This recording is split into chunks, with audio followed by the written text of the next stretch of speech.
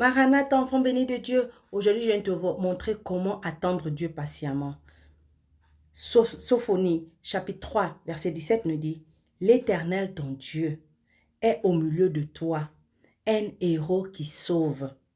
Il fera de toi sa plus grande joie. Il gardera le silence dans son amour, puis il se réjouira à grands cris à ton sujet.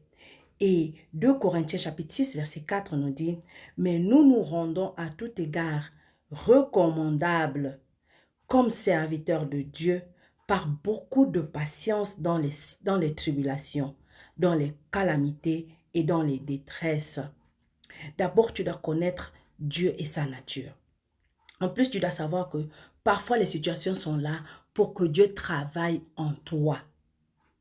Pour que Dieu travaille en toi.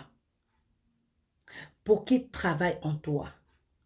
Parce qu'il y a des choses en toi qui doivent changer. Il y a des choses en toi qu'il doit renouveler. Il y a des choses en toi qu'il doit perfectionner. Il y a des choses en toi qu'il doit arranger. Mais il ne peut pas faire ça quand il n'y a pas de tribulation, quand il n'y a pas de problème, quand il n'y a pas de situation. Parce qu'il faut que toi-même tu découvres cette chose-là, que tu te rendes compte que ça là, ça ne marche pas. Ça ne marche pas avec le plan de Dieu pour moi. Ça ne va pas avec ce que Dieu a prévu pour moi. Ça ne va pas avec ce que Dieu a prévu, ce que Dieu m'a montré. Mais Dieu, pour t'aider à changer cela, il faut que tu passes par des situations. Il faut que tu passes par des situations.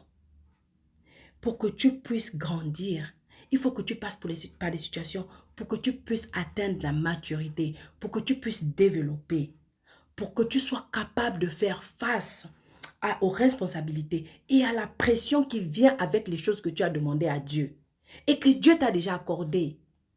Mais pour que tu puisses être capable de mettre ces choses-là en pratique, il faut que tu sois capable de tenir la pression et les responsabilités et les droits et devoirs qui accompagnent cette chose-là qu'on a mis dans tes mains. Pour ça, tu dois grandir spirituellement. Mais pour grandir et avoir cette responsabilité, tu dois être patient. Tu dois être patient. Tu dois être patient avec le procès. Tu dois être patient et tu dois attendre.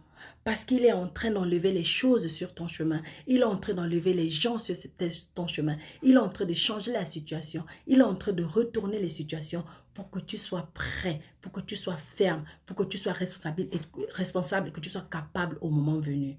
Alors s'il te plaît, surtout, n'abandonne jamais.